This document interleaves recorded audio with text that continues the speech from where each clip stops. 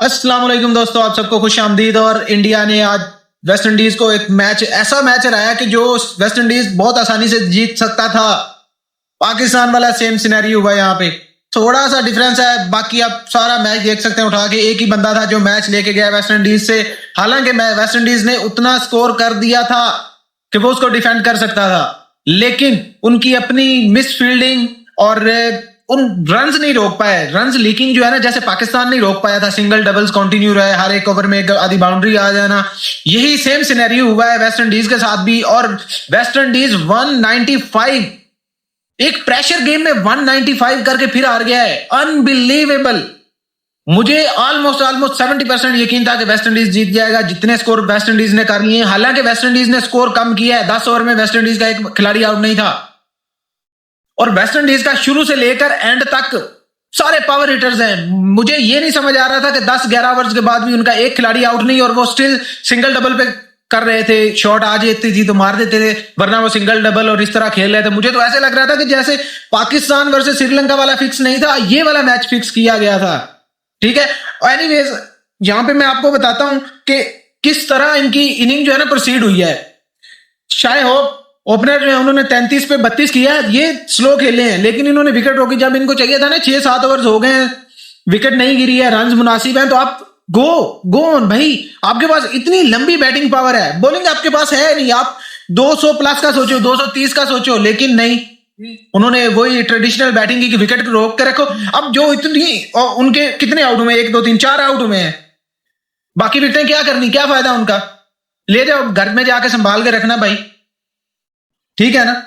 33 पे 32 रोशन चेज अच्छा खेल के गए, 25 पे 40 हेटमायर। इनके साथ तो मैं कहूंगा अनफॉर्चुनेट हुआ। मुझे तो अब भी यकीन नहीं आ रहा कि वो जो है ना स्निक हुई थी, क्योंकि वहां पे मतलब बहुत ही करीबी मामला था। अब कुछ नहीं कह सकते, मैं ये नहीं कह रहा कि वो स्निक नहीं थी, बट मुझे डाउट है कि वहां पे स्निक थी या नहीं, क्योंकि ये इंडियन जो है ना, यहाँ पे इनको फेवर भी मिल जाता है, क्योंकि हेटमायर ऐसा बंदा था जो गेम को ले जा सकता था। उसके अलावा इतना उनको जो है ना खौफ नहीं था, ठीक है। और उसके बाद रदरफोर्ड 9 पे 14 करके आउट हो गए, ठीक है।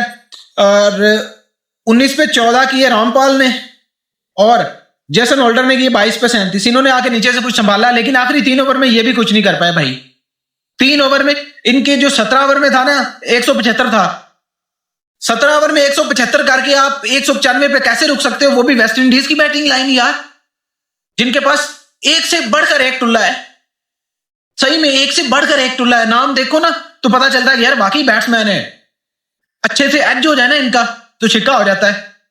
आखिरी 3 ओवर में 28, वहां पे क्रेडिट जाता है बुमराह को, अर्शदीप को बीच में रन पड़ गए थे। बुमराह ने दोनों ओवर 18वां और 20वां अच्छा निकाला। 19 में थोड़े से रन पड़े, ऑलमोस्ट टोटल 3 ओवर में जो है ना वो 20 रन आए, जो कि किसी तरह से जो है ना आप कहो कि जस्टिफाइड है, बिल्कुल जस्टिफाइड नहीं है। वहां पे 40 रन बनते थे, 6 विकेट्स आपके हाथ में है। पहली बात तो ये कि वेस्ट इंडीज जो है ना यहाँ पे मैच जो है ना वो काफी हद तक पीछे चला गया था मैच में, इतनी विकेट्स रोक के और फिर भी रन नहीं किए उसने, ठीक है। और एक आपको बता दूं, जब बुमराह ने एक ही ओवर में 2 विकेट्स निकाले हेटमायर का, ठीक है, उसके बाद रोस्टन चेज का, वहां पे भी प्रेशर में आ गया था, लेकिन वहां से फिर संभल गए। 17वें ओवर तक मुनासिब खेल गए थे। उसके बाद इनको लाठीचार्ज जो है ना करना चाहिए था।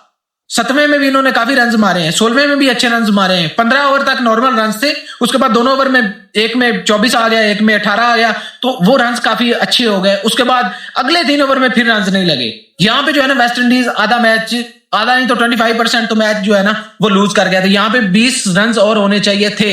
ये जो लास्ट 18 बॉलें थी ना, इन पे 40 रन बनता था, इतनी अच्छी बैटिंग लाइन से, ठीक है। और बॉलिंग में अगर देखें, अर्शदीप सिंह 4 में 43, हार्दिक पांड्या 4 में 40, अक्षर पटेल 4 में 35, बुमराह 4 में 36, चक्रवर्ती 4 में 40। सिंपल है, 200 रन हुआ तो सबको रन मार पड़ी है तो रन हुए ना। ऐसे थोड़े रन हो गए कि कह के रन नहीं हुए, तो रन डेफिनेटली लगे हैं तो हुए हैं, ठीक है। तो यहाँ पे जो है बुमराह, उनको भी 36 लग गया लास्ट ओवर में, उनको भी एक छक्का चौका लग गया था, जिसकी वजह से उनको भी जो है ना 36 हो गए थे। और वरुण चक्रवर्ती को तो थ्रू आउट इन्होंने शुरू के पहले ओवर में थोड़े रन कम पड़े, उसके बाद उसको 8-10 रन जो है ना पड़ते रहे हैं, तो वो भी 40 में चला गया, ठीक चला गया। मतलब अगर आप ये कहो कि बैटिंग वेस्ट इंडीज ने की तो मुनासिब, मतलब 20 रन शॉर्ट थे, 20-25 रन शॉर्ट थे एटलीस्ट 220, 225, 30 होना चाहिए था, जितनी अच्छी उन्होंने बैटिंग की है शुरू से। लेकिन वहां पे इंडिया ने बहुत अच्छी बॉलिंग की और कमाल की बॉलिंग की। मैं तो कहूंगा भाई कि वहां पे नजर आ रहा था कि 220 कहीं नहीं गया, लेकिन इंडिया ने फिर भी उनको 195 पे रिस्ट्रिक्ट किया। और उसके बाद जो कमाल की बैटिंग की है इंडिया ने, भाई मजा आ गया। ठीक है, इसको कहते हैं कि एक बड़ी टीम, इसको कहते हैं एक स्किलफुल टीम, इसको कहते हैं कि वाकई डिजर्विंग टीम सेमीफाइनल में पहुंची है। मैंने आपको पहले भी कहा था कि इंडिया के चांसेस ज्यादा हैं, इसी वजह से कहा था कि इंडिया के पास वो फायर पावर है, इंडिया के पास वो बॉलिंग लाइन है कि वो डिजर्व भी करती है और वो कर भी जाएगी। ठीक है, वो उन्होंने करके दिखा दिया। अभिषेक शर्मा आज फिर अच्छे नहीं रहे, 10 करके आउट हो गए हैं 11 गेंदों पे। Sanju Samson the man the myth. मजे की बात है कि वर्ल्ड कप शुरू होने से पहले 5 मैच, पांचों मैच में चांस मिला, फ्लॉप। न्यूजीलैंड के खिलाफ होम सीरीज में, ठीक है, जहां पे अभी वर्ल्ड कप हो रहा है, और 5 की 5 इनिंग्स में फ्लॉप। वहां से ईशान किशन को ओपन कराया गया लास्ट मैच में, ठीक है, और इसको बिठा दिया गया। ईशान किशन रन मार गया और उसको वहां पे ले आए, वर्ल्ड कप में ओपन वो करने लग गया। अब देखिए किस्मत कैसे घूमती है, कि उसकी किस्मत थी, उसकी लक थी, उसने उसका साथ दिया। अभिषेक शर्मा फ्लॉप, सूर्य कुमार यादव फ्लॉप, तिलक शर्मा थ्रू आउट फ्लॉप आते रहे, या संजू सैमसन को ऐड किया है, अगले ही दिन 257, 256 बोर्ड पे लगा दिया, किस्मत खुल गई। और आज का मैच तो भाई लेके संजू सैमसन गया। अगर ये वहां पे आउट हो जाता ना 20-25 रन पे, तो मुझे यकीन है कि इंडिया मैच नहीं जीत सकता था, क्योंकि 195 एक प्रेशर गेम में बहुत बहुत अच्छा रन है। ये वर्चुअल क्वार्टर फाइनल था, आपको ये पता होना चाहिए। ठीक है, बहरहाल उसके बाद ईशान किशन 6 में 10 करके आउट हो गया, तेज ही खेलता है।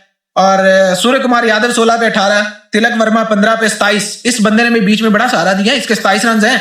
आप ये कहेंगे कि इसने 15 पे 27 किया, मुनासिब किया, मैं कहूंगा बहुत अच्छा किया।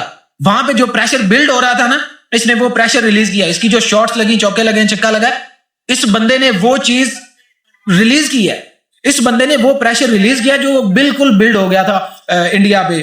उसके बाद हार्दिक पांड्या है 14 पे 17, और वो आउट हो गए। शिवम दुबे 4 पे 8। एंड पे आके भी संजू सैमसन ने फिनिश किया है। आप ये कहो कि वो वाहिद ही बंदा था जिसने बहुत अच्छा एक्स्ट्रा ऑर्डिनरी परफॉर्म किया। नीचे से तिलक वर्मा ने अच्छा खेला है, और तिलक वर्मा तो 27 पे आउट हो गया ना, वहां पे उसके बाद मैच दोबारा बन सकता था, लेकिन एक ही बंदा था जो मैच को लेके कंटिन्यू चलता रहा है, और वो था संजू सैमसन। ठीक है, संजू सैमसन ने आज 100 उसका मिस हो गया, उसके लिए जो है ना अफसोस रहेगा, लेकिन वो डिजर्व करता था 100 भी, और मैच तो वो ले गया। और मेरे ख्याल में उससे मैच जो है ना लेके निकल गया है, ये उसके लिए बड़ी खुशी है कि इसके बजाय वो 100 कर जाता, मैच हार जाते।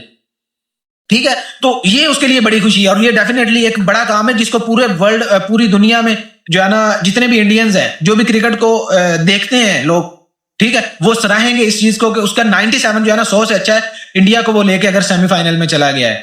ठीक है, उसके बाद बॉलिंग में अगर देख लें तो बॉलिंग में उन्होंने खूब ही मारा है यार, क्या कह सकते हैं उसमें।